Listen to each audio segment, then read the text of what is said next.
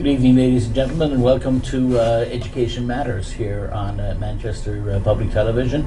My name is Jim O'Connell, and you're very welcome.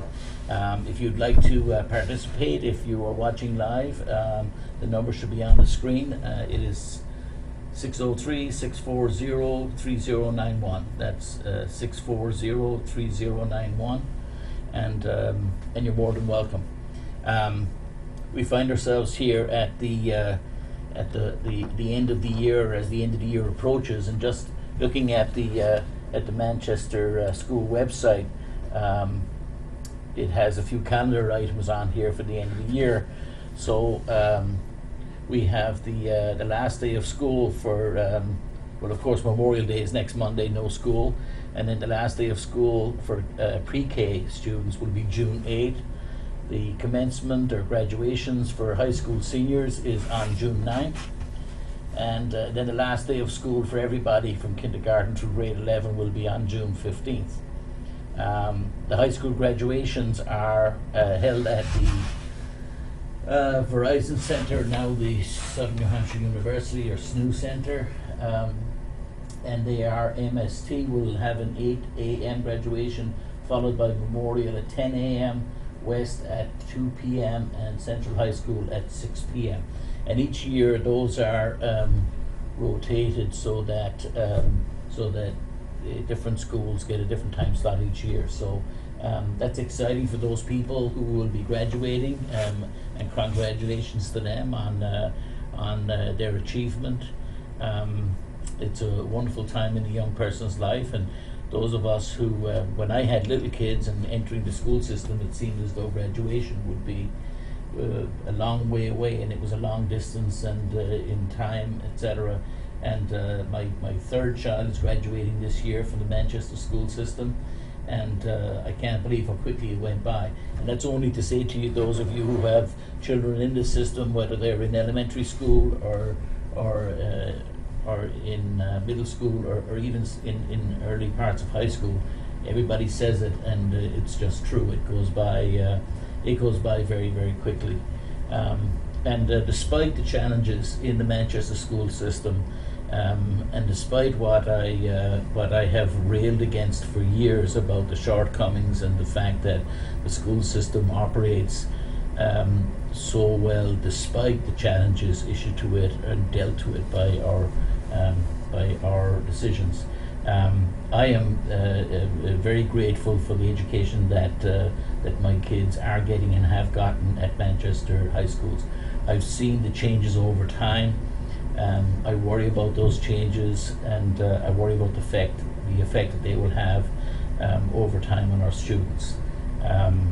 But it's great that the community picks up the slack and is doing all the things that it is doing to do in the end what our public representatives should be looking after. It's a couple of other things. So last day of school is on June 15th, and we have a significant number of young people in our school district who are, we call it free and reduced lunch. So kids who have a challenge in getting in having enough food on the table. Now, despite the fact that some of our political leaders in Washington D.C. under the Farm Bill want to rip another huge amount of money out of what was called the Food Stamp Bill, or SNAP. This idea that one would attack the least amongst us. And you'll always hear stories about people wasting money or people getting it that they don't deserve. The fact is, right here in Manchester, if you want to see kids who are hungry, you can go see them, and you can go see them. And I'll tell you where just this week, just what has just been announced is the summer free breakfast, lunch, and dinner program for students in our city. You can go over to Gill Stadium any Saturday morning and see the distribution of food over there. But as a separate program, there is free breakfast or lunch or dinner available from the summer, because a lot of kids simply don't get food at home. And I know that there are some people watching this program who refuse to believe that, and who support the mean-spirited, nasty people in Washington DC who would like to strip away funding from the least amongst us. And they would do that while supporting, $1.5 trillion worth of tax cuts for millionaires. It's unconscionable and immoral, but somehow a substantial number of people seem to think that it's okay. But let me proceed by just it is available on those whether you're young children looking at this or teenagers watching this program, or parents. You should be aware that food is available through the summer program. And if you have access to the internet and you go on the Manchester School District website, you'll see the details there. But I'll run through it briefly here. For the summer, starting on June, so school finishes on June 15th, starting on June 18th and running through August 31st. There will be lunch is served each day at various places. So on Elmwood Gardens, there's lunch served there from 12 to 1 each day. At the Women, Infants and Children office on Pine Street from 12 to 3 each day. At the MPAL, Manchester Police Athletic League on Beach Street from 12 to 1. That doesn't actually start until June 25th, actually a week later than the others. At Harriman Park on Lake Avon Hall Street from 11:30 to 12. At Centre Park on Beach Hill Drive from 12 to 12:30. At Proud Park on Jewett and Young Street from 12:45 to 1:15. At Hunt's Pool on Maple Street from 1:15 to 2:15. And over at Rock Rimmon at the pool there from 1:30 to 2:30 p.m. Then at Breakthrough Manchester, which is a program run out in Derryfield School, out at the bottom end of River Road, free lunch is there. Breakfast is available there at 8:30. Free lunch from 12 to 12:50. UNH Manchester's Excel program down on Commercial Street, starting on July 9th. From July 9th for 3 weeks till August 1st, there'll be breakfast there for free from 8:30 to 9, and again lunch from 11:45 to 12:15. At Gill Stadium, the International Soccer Camp, which is on just a couple of sessions, July 10th to 14th and July 24th to 28th. Again, Roca in the Park. There's some other programs. There's a Safari Youth Camp that will have it for some of the days that it is on. And then each day at Central High School from 12 to 12:30, at West High School and at Memorial High School from 12 to 12:30, lunch is available.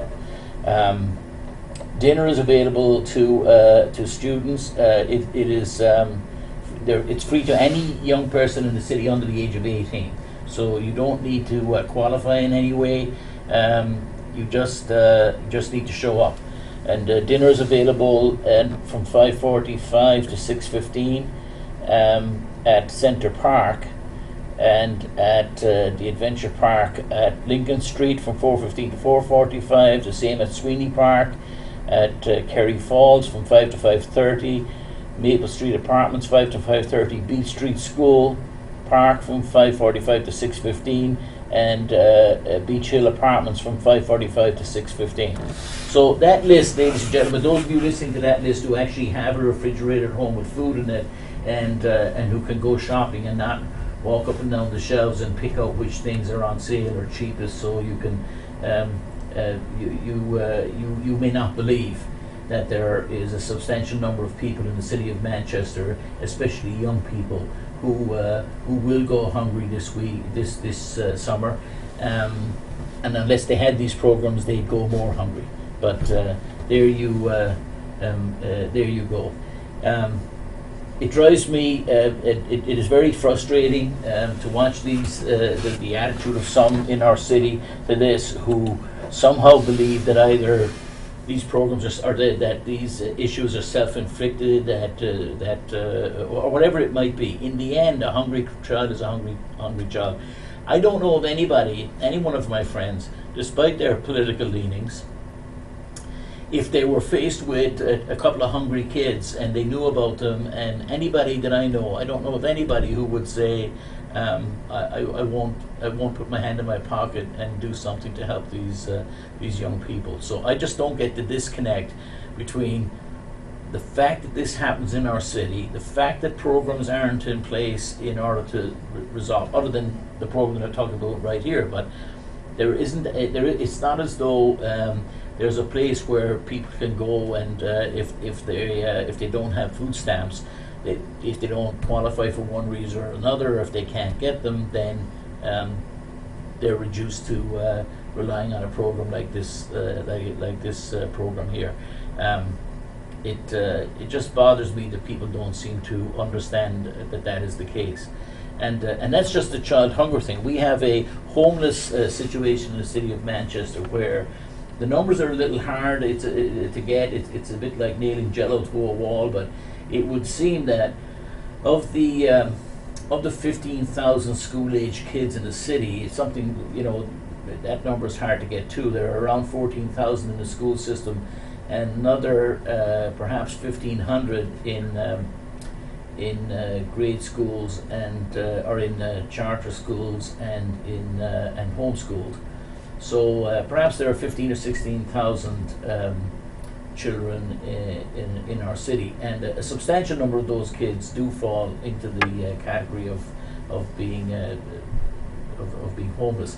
The best number I've been able to ascertain thus far is 600. It's amazing to me that there are 600, that there are as many as 600. Now, some of those people, to be fair, are described as homeless. They're not all living in cardboard boxes under bridges or down by the river. A lot of these kids who are homeless are in insecure homes. They may be living on the couch or in the living room of an in-law or a sister or something like that, but they don't actually have a home and a place to call their own. I see young people all the time,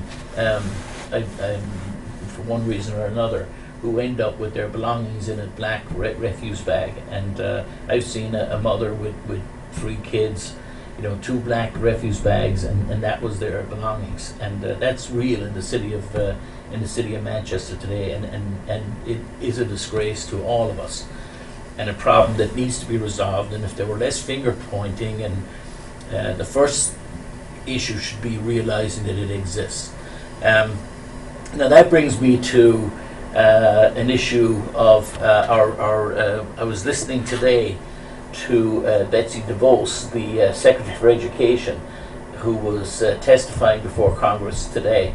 And frankly, I had to turn it off after about half an hour because I couldn't watch any more of it. I'm not into ad hominem attacks because it's just not the way to proceed. But how do you speak about somebody as poorly qualified as Ms. DeVos is, without it sort of straying into that territory, and but trying to stay fact based? This woman who was born with a silver spoon in her mouth, who is a billionaire. She has no qualifications whatsoever when it comes to education. She has gone into the Department of Education, and it's clear from her actions. We're not now talking about the fears that what she might do, but it's clear from her actions that she is part of a full-on assault on the public education system. Which, by the way, ladies and gentlemen, and taxpayers, and my fellow taxpayers, this is the engine of economic growth. This is the great leveler. Public education has been and continues to be the primary method that all of us have for improving our condition and for our kids being successful and having productive lives. And to see billionaires attacking that system is shocking to me. We had Ms. DeVos come to the city of Manchester in the last couple of weeks, And when she came to Manchester, she visited one of the charter schools in Manchester, the Founders Academy. And I leave Founders Academy for another day. There are charter schools in Manchester that are atrocious. I mean, very suspect educationally. And there are those that are not. Founders Academy is not one of those schools that I would describe as atrocious. So it's not so much an attack on Founders Academy. I know quite a lot of the parents who send children there.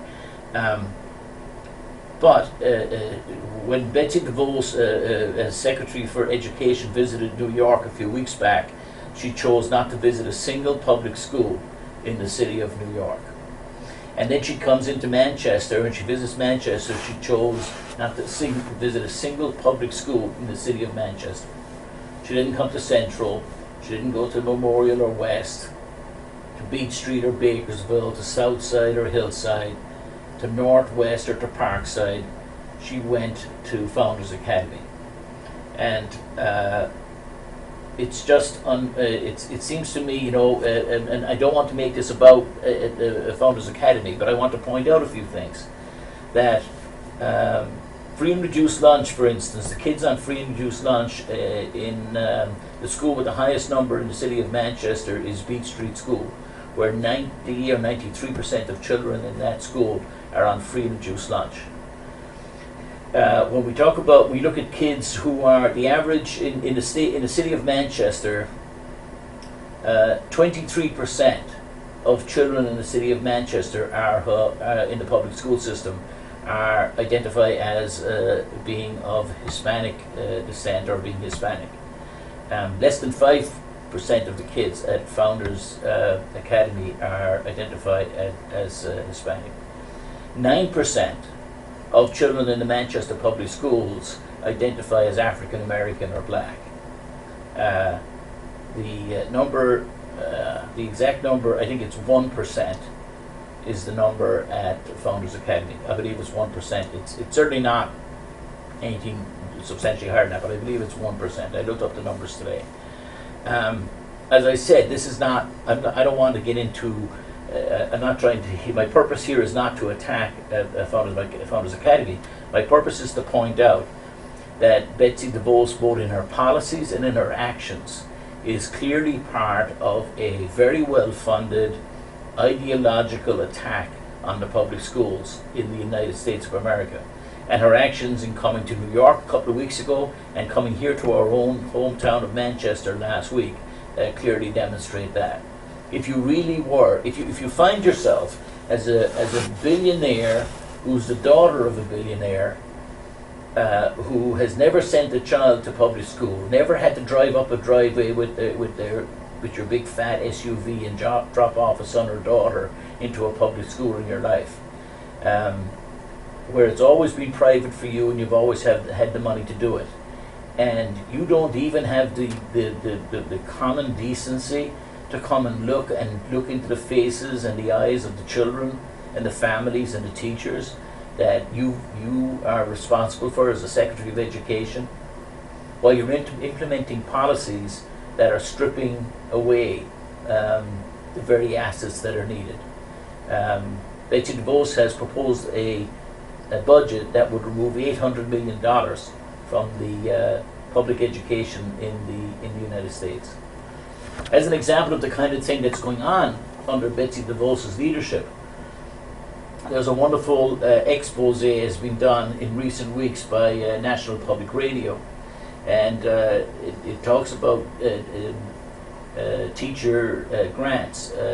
Teachers or people who agree to teach in certain very poor neighborhoods in the United States, and they have to teach in only some neighborhoods. They have to be neighborhoods of high need, and they have to teach subjects of high need, so things like math and science. If they agree to do that, then they are given this up to $16,000 grant against their education. Now they have to do that for 4 years, and at the end of the 4 years, their commitment is absolved, and they can go on to the rest of their careers. What has been happening is there's a private company. Of course, in the divorce world, there's always a private company. So even though this is federal money, your money and mine, taxpayers' money, the Department of Education uses a private company to manage that program because, you know, some fat cat somewhere needs to make his money out of it. Under that program, what has been happening is that teachers have been told, and there are now hundreds or thousands of such cases, where teachers have been told that each year, a teacher, under the program, a teacher has to submit paperwork that says that they worked in this particular school district that's of high need, that they taught this particular subject that was of high need, and they signed the paperwork and they return it to this private company.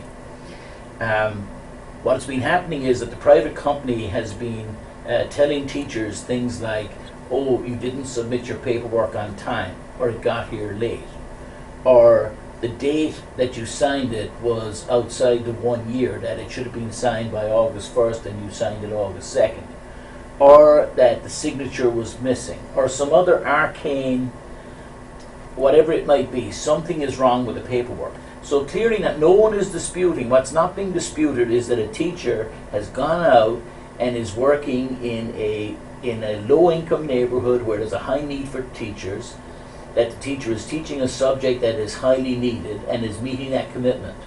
And a private company is telling them that the paperwork is not right, refusing all appeals. And what happens once your loan becomes, once your grant, if the paperwork is not right, your grant becomes automatically a loan, and now you have to pay it back. And so the $16,000 grant becomes at first a $22,000 loan, and on average costs eventually $32,000 in payments back to the private company. They're managing our federal money, of course, but this is what they get paid to do it. So they've got every incentive to see that they convert these loans, or these grants, into loans. Betsy DeVos had no answer for this issue today when being asked in Congress about why this was happening and what they were going to do about it. There was no outrage because this is all par for the course. That's just one small example of what is immoral and even perhaps illegal activity going on. It makes no sense whatsoever. There's a dire need for teachers in the United States. There's a dire need for qualified teachers in poor areas with the high poverty rates, and there's a dire need for in certain subjects like math and science and some others. To be doing this to people, it's just unconscionable. And we have the sons and daughters of billionaires, in this case, Ms. DeVos, who are making these decisions and affecting teachers in that way. This is indecent, and it is immoral, and the United States is better than this, and it shouldn't be happening. Just like we shouldn't be taking food out of the mouths of children, and we shouldn't be reducing programs for the poorest people in the country. We also shouldn't be attacking public education in the way it's in the way in which it's being attacked. So, frankly, I'm incensed by Ms. DeVos. She also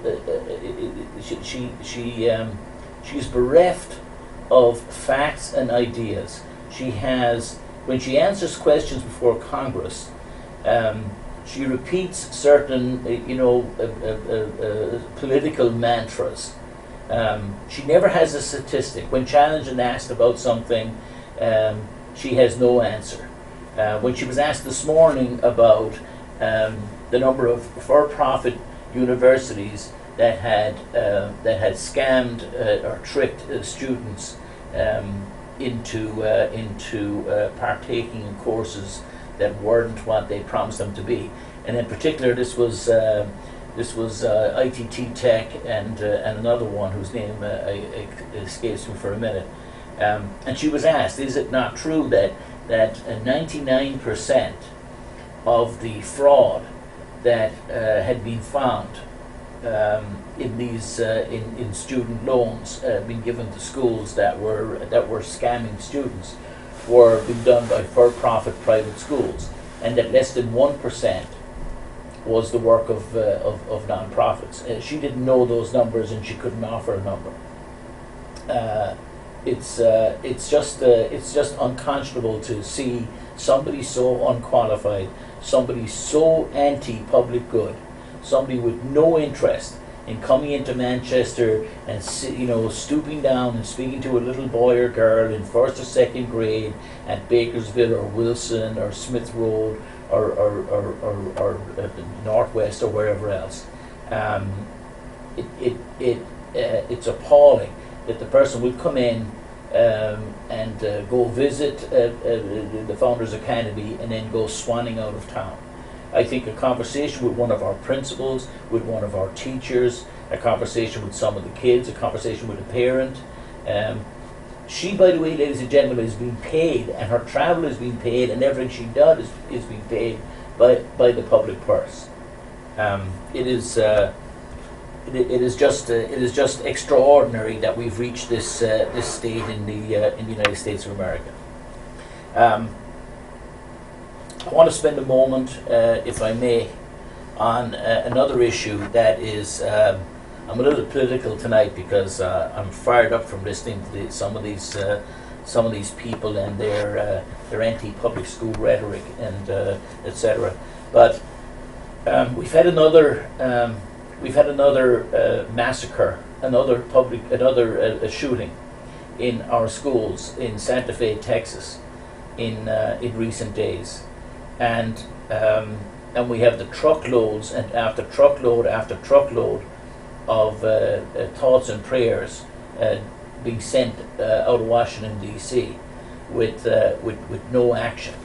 Now we have seen some movement in Florida after the Parkland shootings, where the governor there signed legislation which raised the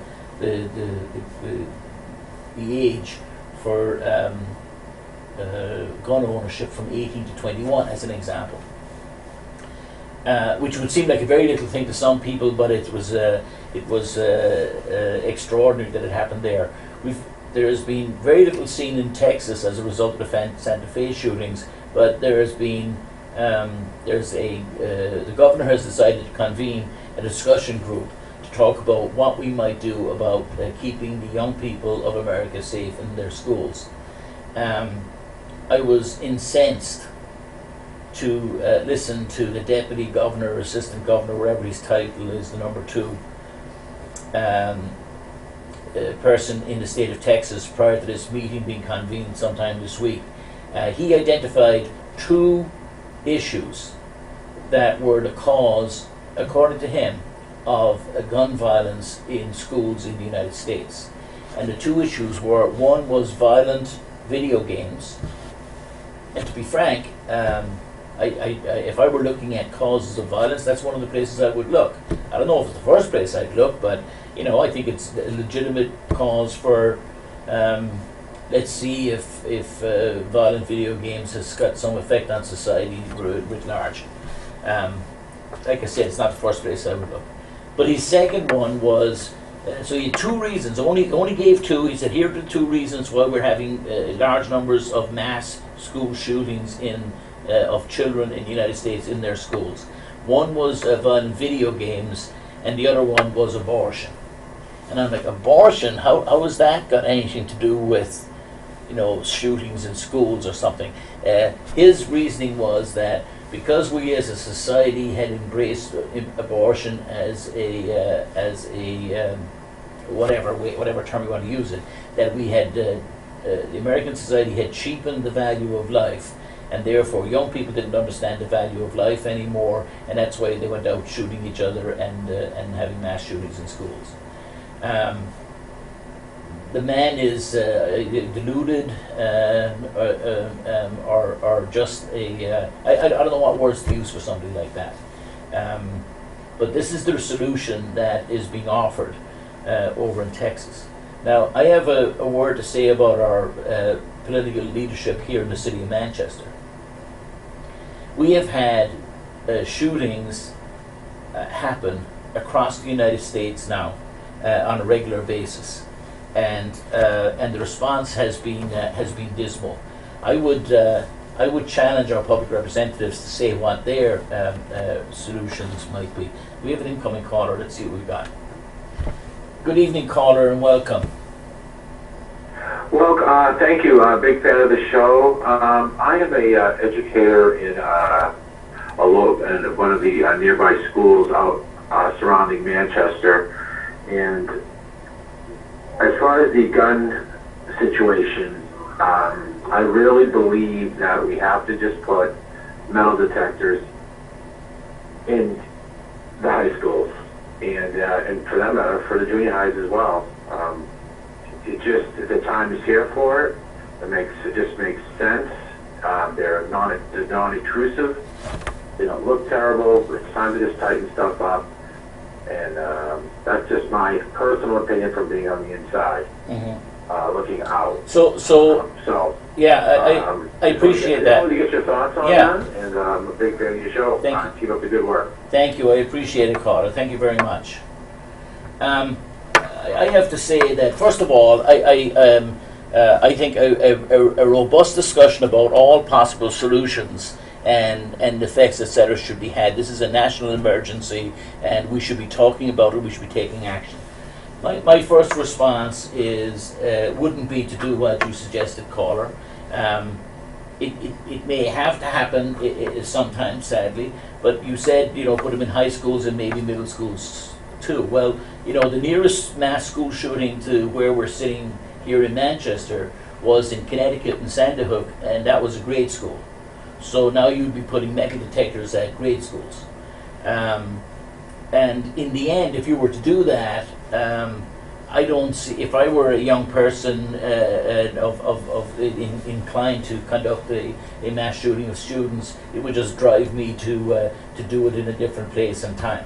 So, there are sporting events, I'd wait for Friday night football, or whatever it might be. I don't know, giving people ideas or something, but, it seems to me that putting metal detectors in schools, you would need a metal detector in every school, so it wouldn't make any sense to put it in one. I also don't agree that it's not obtrusive. I think it's very obtrusive. I think it sends a message of unsafeness to kids, actually, rather than the effect of safeness, because I know a little bit about metal detectors. I can tell you that in Los Angeles, in LAX, 75% of the time, when dummy bombs and weapons are used in order to test the system, that at LAX, the federal government tests its own systems, and 75% of the time, the systems that are in place at LAX don't detect the bomb or weapon. That's a frightening statistic right there. Also, having kids lined up at metal detectors going to school every morning is just it's a terrible sight. It's a terrible place. We talk about arriving at some kind of dystopian society. We've decided, rather than to look, my first look, and we're all going to be biased, I guess, in our views on these things, or we're all subjective and all that, right? Sort of what we've experienced. But when I would look to the rest of the world, and when I'm lucky to be able to travel a little, and when I do, the problem doesn't exist elsewhere. So you have to ask yourself, what's the difference? So I appreciate your candor and your thoughtfulness. You sound like a thoughtful person. And I certainly think that if you're sitting there and as a teacher, an educator, as a parent, and you think about the fact that your little son or daughter is not going to be safe in the school, you need to take some action in order to solve this problem. Anything is better than thoughts and prayers, and just and doing nothing. I think that in my view, the availability of weapons, of destructive weapons in the United States, that the availability of those weapons is they're way too easy to get. There are no background checks. There's no training. There's no anything else. Other societies, the British, after a school shooting, implemented solutions and eliminated. And touch wood, they haven't had a school shooting since in 20 years or so. Australia did it and eliminated their problem, at least up until now. And yet we've gone in the opposite direction. Guns are more ubiquitous. And very deadly guns, if not all guns are deadly, I guess. But it makes no sense to me. I've seen people, carrying guns in the state of New Hampshire who frankly,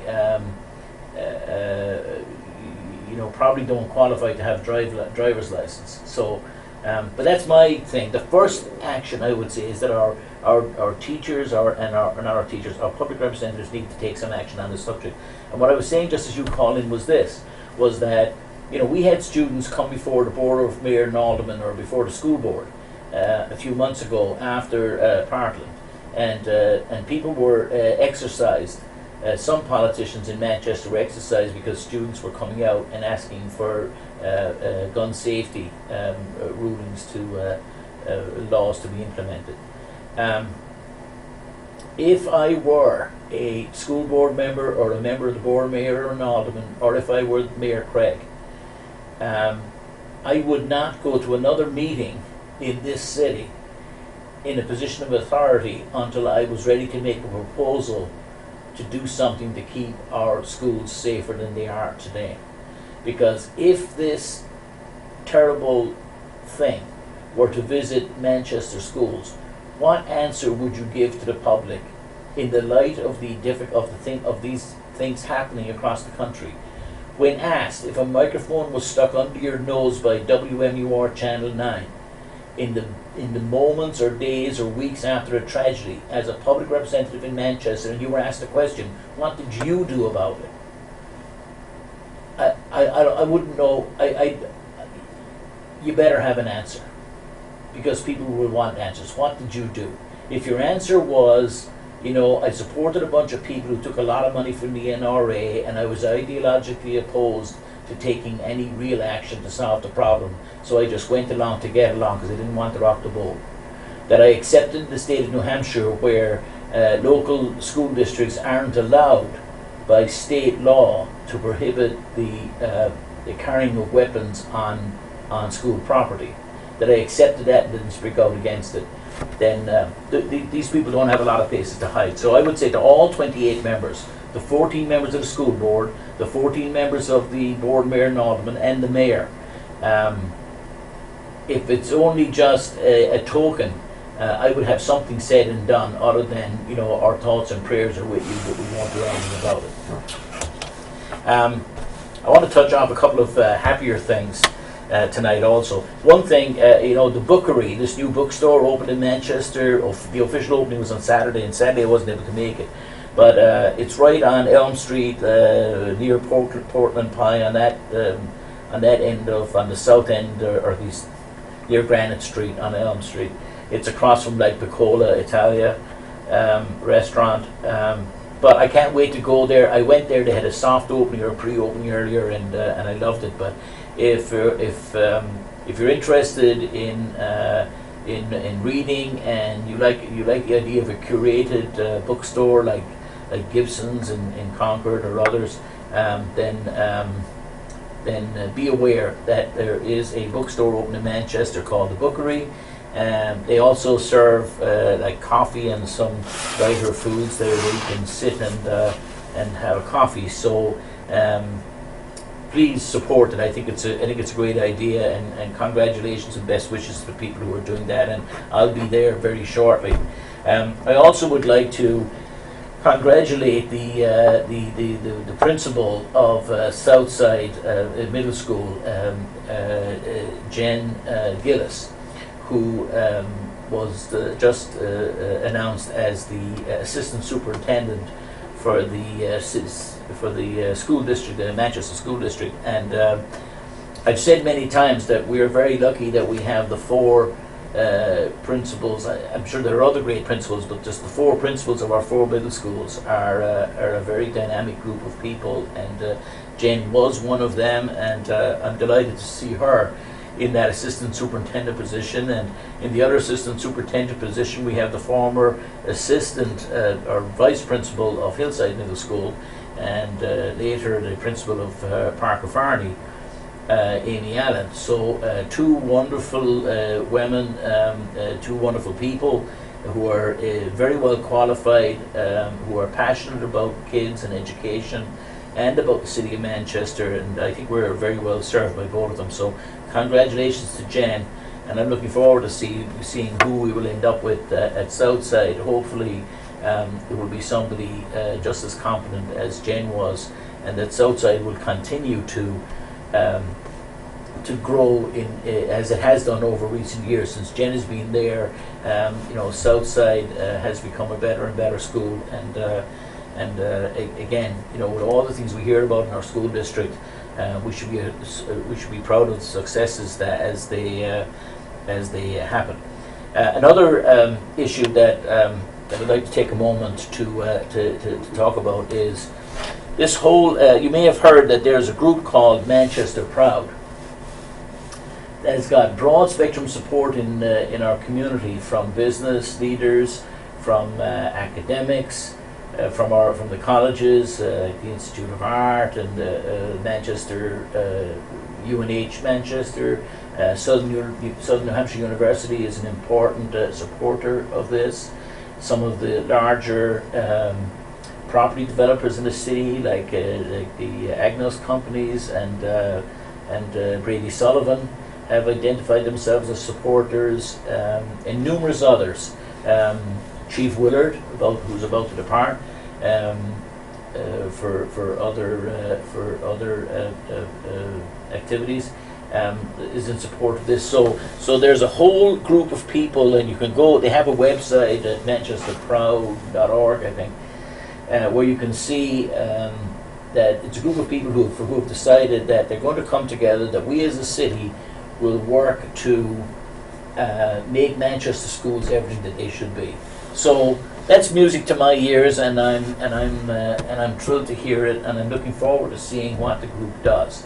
And but now, I hate being like one of those two guys on the if you remember was it Sesame Street or on the Muppets, the two guys up the balcony who were always the naysayers. I'm not naysaying because I think that this is a bad idea. I think it's a great idea. But I have a word of caution, and I mentioned this at the last school board meeting when I spoke briefly, that we already had previously in Manchester a strategic plan, and I worry about a number of things about a strategic plan. The previous strategic plan, for instance, had 5 major goals. It was developed in 2012. The effort to develop it was led by former committee woman Kathy Stahl, who's been fighting for Manchester schools for many more years than I have. She led the effort, and the thinking was, if you have a strategic plan, first of all, you bring in outside resources to decide, to look at these things, you would agree a strategic plan, and you move forward on it.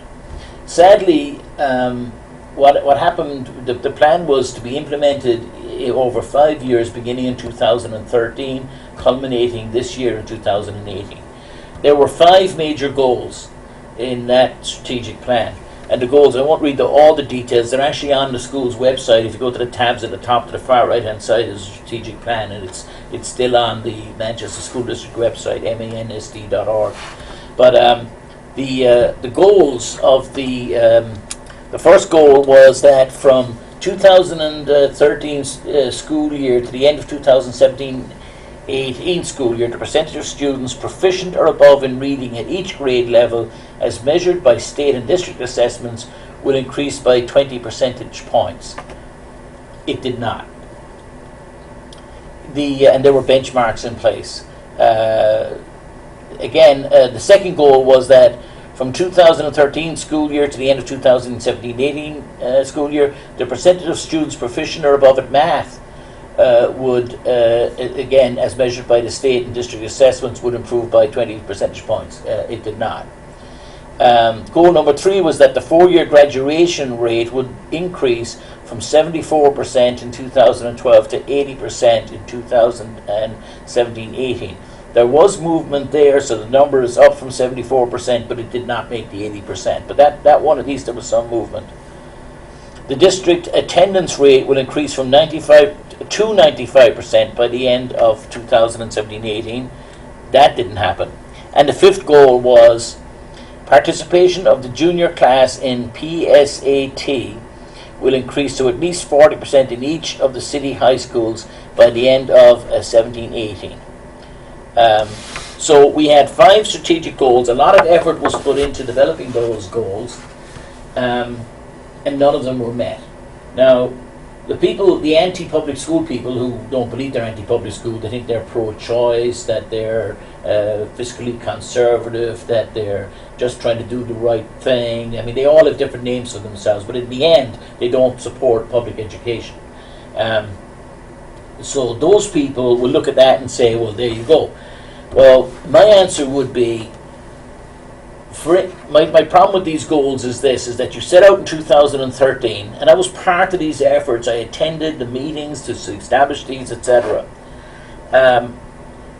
When the goals were put in place, after the goals were put in place, we, year in and year out, reduced the supports for those that would have led to these goals improving. So for instance, we eliminated 50% of the English language teachers at our middle schools. So today in the city of Manchester, a young man or woman in 6th, 7th or 8th grade spends roughly half the amount of time every day on English language or on English grammar or on reading. They spend roughly half the time they did when these metrics were put in place originally. So the fact that the school district hasn't improved to the mark that was promised over the 5 years is not any kind of mystery at all. And it is particularly annoying to listen to do-gooders and wannabes and know-nothings who judge the school system while their politicians that they support are in stripping out school teachers and resources from the school district year in, year out. Every year in the city of Manchester, there was an effort last year where at least resources were switched and some things were added in, but other things were taken out. In every other year, we've had a net reduction in the number of teachers, for instance, in the city of Manchester over that period. And so to be sitting here with strategic goals that have not been met, it shouldn't be surprising to any of us. Welcome. We have a visitor joining us for our last 10 minutes or so. It's committee member Ross Terrio. I figured you'd want to put me on the hot seat, so all the seats are hot here. You can pick any one you want. so ask me the tough questions. The Sean. tough question. Oh, Top of the morning. where to was you. you? Top of the morning to you. How are you doing? Excellent. And you? I'm excellent, as always, right? Ask me the tough questions. Another day. I don't know. So I was talking about Manchester Proud and the effort, the strategic plan issue, and I just was getting into this, and I was saying that the previous my worries about so I don't want to be a naysayer, because I think it's wonderful anytime a city can come together and to see the level of commitment and interest. That's a very healthy and a good thing, and we should all be hopeful that turns into something great.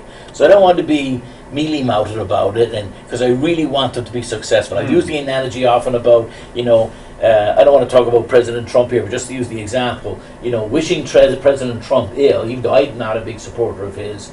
You're on the ship, he's the captain, I prefer he didn't hit any rocks. So it's kind of the end mic, the further mic over for you, Ross, I think is the one that's on. The first one? Yeah, that one right there. Yeah.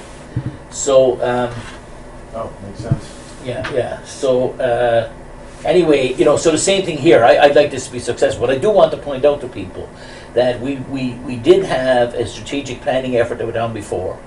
Now it is true that Mayor Gatsis was very unkind to the gentleman who offered his support out of Southern Hampshire University and ended up not being able to help because the mayor didn't like what he was hearing.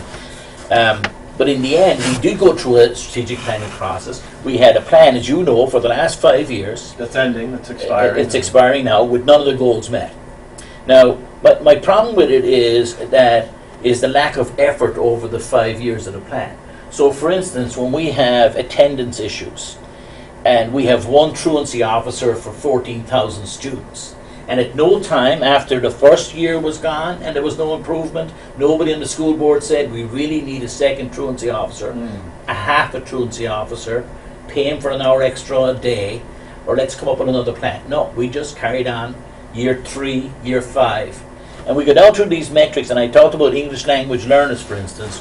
We stripped out English language proficiency capabilities out of our schools during this period.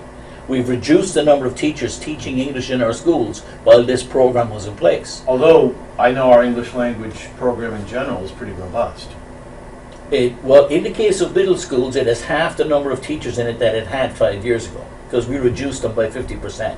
The Read 180 program is gone. All the remedial programs were pulled out.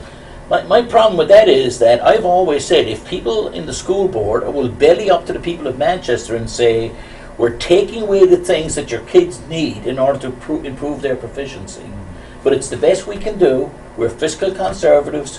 We have to live within our means. I support the tax cap big time. I will not break it. I know it's going to hurt your children, Mr. and Mrs. Jones, but I feel obliged to do it. But no, they won't do that. What they do is put a strategic plan in place for 5 years. I don't mean to be unkind to you, that's fine. but That's democracy. You can ask the hard questions, even though we're friends. Yeah, we are. Ask the hard We are, questions. yeah. Ignore it as a board, as a body. It's been ignored because there's been no action taken on it. It has not been the subject of discussion on a regular basis at board meetings. There's been very little discussion of the strategic plan. The strategic plan, like the many before it, was taken, put on a shelf, and left there, which was the complaint made at the time Cathy Stahl was doing this about previous strategic plans. I'm going to let you in here for a couple of minutes at the end, but my worry is that we're going to a new body of people coming in who are going to ask questions like the last set of questions that were asked. I wonder how do we get here and what could we possibly do, and sort of the implication is that our school teachers and principals and superintendents have failed us and haven't been able to come up with the answer for improving these metrics. Where the truth is that our principals, our administrators, and our teachers have been telling us what they need in order to shift these numbers, but we as a school board refuse to take the actions necessary. Ball's in your court, Ross. All right. This is actually a good segue. So I was at And we're done. And just so you know, before we get run up, we're really 5 down. minutes, right? We have about 5 minutes, yeah. Perfect. Priorities. So we just had a Building and Sites Committee, and then the big discussion there was we wanted to, that the schools aren't clean enough and we wanted to improve funding for Aramark. Right. I opposed it, and I said, I know that our schools are not as clean as they used to be because we cut the Aramark budget. I understand that. Right. But it's about priority. I can't, philosophically, personally, I can't justify spending more money on cleaning our schools when it's almost impossible for us to get paraprofessionals because we're paying them $11 an hour. Right. Nobody wants to work for $11 an hour, so it's Right. almost impossible to get a paraprofessional, even though we have 28 openings. It's hard for us to get subs. We're paying them what, $75 a day? Yeah, right. So Which is Dunkin' Donuts money or less. So a truancy officer, it's necessary, it's needed, but basically our schools are set up right now the way it is. Yeah. You've got to, what's the old saying, rob Peter to pay Paul? Right. So, and again, I understand the tax cap, but here's, and I think we had this discussion last week, and I've had this discussion with other officials. Manchester, and don't take my word for it, go Right. to the New Hampshire Department of Revenue. Right. We pay more than the average city in town for city services. We're Agreed. above the average. Agreed. We pay less than the average city or town for school, on the school side. It would be nice if it was even, but here's, and I understand the need for the tax cap because they were afraid that people were just gonna blow the budget out of control. But what the tax, Can I just interject for you? If you want to go check this out, go check this out. If there had been a tax cap in place for the 10 years preceding the tax cap implementation. The budget as passed by the school board or Board of Mayor and Aldermen would have met the tax cap. So the idea that the tax cap was needed in order to put fiscal constraint on a spendthrift public body was untrue to begin with. We already had conservative spending. And not that I disbelieve you, but I'd love to see the facts and figures. So what the tax cap does is, if you're at the average or above average, it freezes you in place, which is fine because you're average or above average. Right. But the challenge what it causes the city, and I'll just repeat this again, is we're always going to be below average on per pupil spending unless something radically happens, and that, unless we lose thousands of students to other districts, or they move out, or somebody like the person from Facebook's Zuckerberg. Remember, he went to New Jersey and spent $100 million. Right. And I don't see that happening. So basically, this is the boat we're in, and it's the way. And I don't mean to be negative, but things are frozen in place. But that's the whole point. We've gotten to the nub of the problem right there. Why? Why are they frozen in place? Who said that? They were frozen in place at a time in 2008 when the economy was in turmoil, and we were losing literally millions of jobs per month.